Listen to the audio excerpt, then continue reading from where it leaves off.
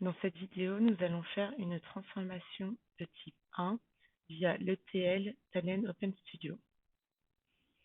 La transformation va être faite à base de données se trouvant sur Access.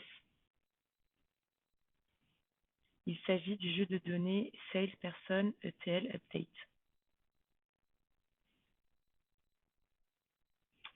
On remarque que les données à intégrer au sein de SQL Server sont celles-ci. Actuellement, quand on regarde les données dans notre table d'InSales ETL, qui n'a donc pas encore été mise à jour, nous voyons que le jeu de données n'est pas le même. Par exemple, la ligne 1, nous sommes à 559 000, tandis que dans le nouveau jeu de données, nous avons 835 000. Le but étant de mettre à jour le chiffre d'affaires de nos commerciaux au fur et à mesure que l'année avance.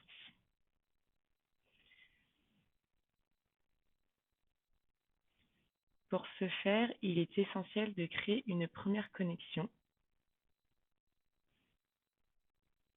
La première connexion se fera avec notre base de données Access, qui est celle-ci. Il va falloir ensuite récupérer le schéma de notre table. Cela va nous permettre d'intégrer nos nouvelles données.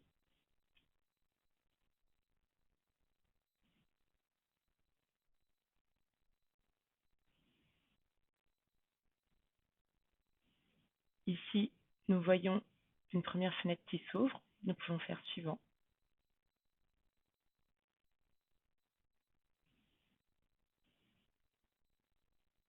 Le chargement est en cours pour récupérer le schéma de notre table.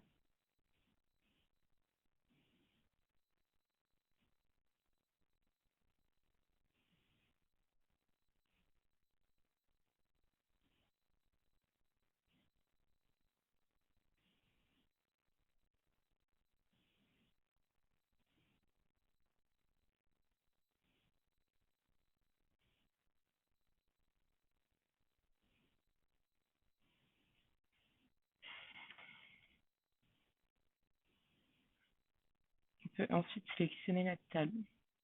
Ici, il s'agira de la table d'InSalesPerson ETL Update, car c'est notre dernière version de données.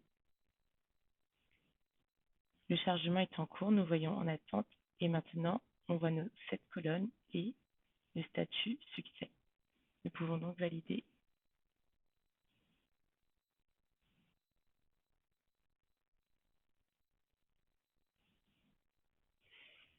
Nous faisons ensuite de même pour la table SQL Server. Juste avant, on voit que notre table a bien été intégrée. Dans le cas de SQL Server, nous allons intégrer notre table qui n'est pas encore à jour. Donc, on se rend dans DBO.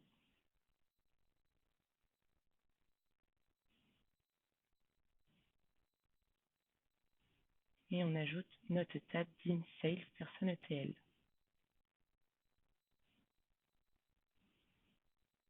Le traitement est en cours.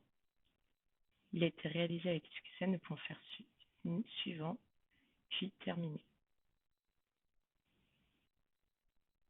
Les deux schémas de table sont donc créés. Il va donc falloir, dans un premier temps, insérer notre connexion. Ici, il s'agit de notre connexion à SQL Server. Donc, c'est là où nous souhaitons modifier nos données sources.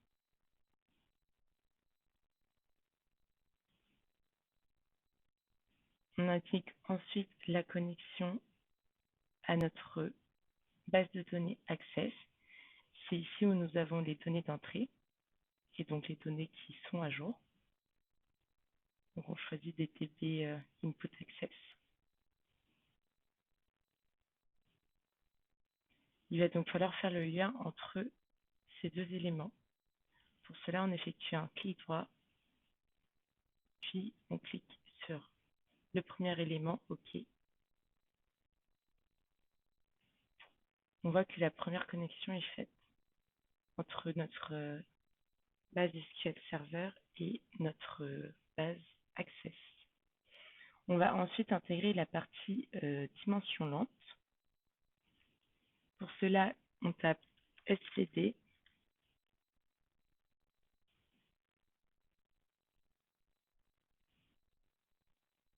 puis on intègre le std pour relier à SQL Server. Il s'agit de celui-ci.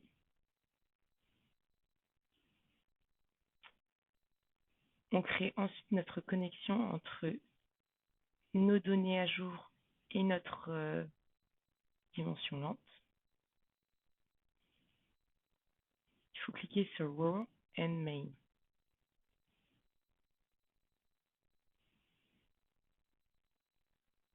La liaison est alors faite. Il ne nous reste plus qu'à paramétrer notre dimension lente. Pour cela, on la sélectionne puis on clique sur Composants. On voit qu'actuellement, aucune donnée est insérée.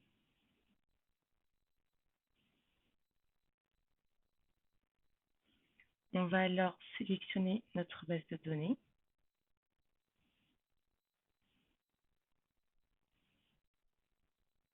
Puis, les données se remplissent automatiquement. Il suffit ensuite de choisir la table dans laquelle on souhaite déposer notre schéma.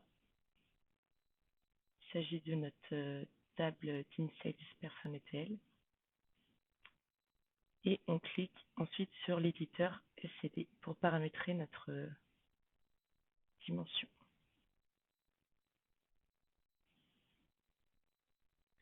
La transformation va être faite sur l'élément Sales Year to Date. Les autres éléments vont rester des champs de type 0.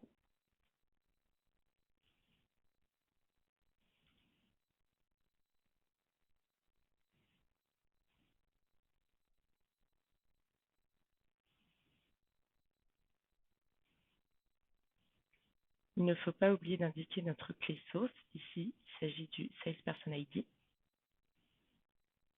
Puis, on choisit un nom de substitution. Dans notre cas, nous allons mettre le même nom que nous avons actuellement.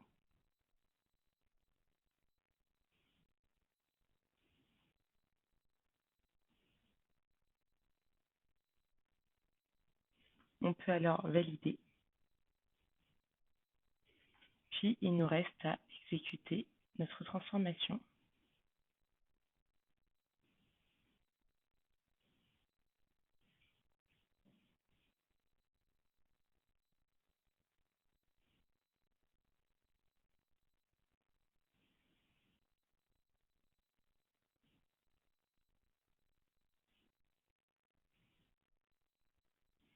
La transformation semble être terminée.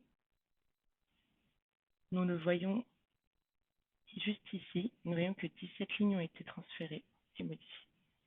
Donc, on peut aller vérifier que la transformation a bien fonctionné au sein de SQL Server. Donc là, nous avions notre table juste avant transformation. Nous allons donc relancer la requête. Nous voyons bien que les données ont été modifiées. Ce sont les mêmes qui se trouvent dans notre table juste ici.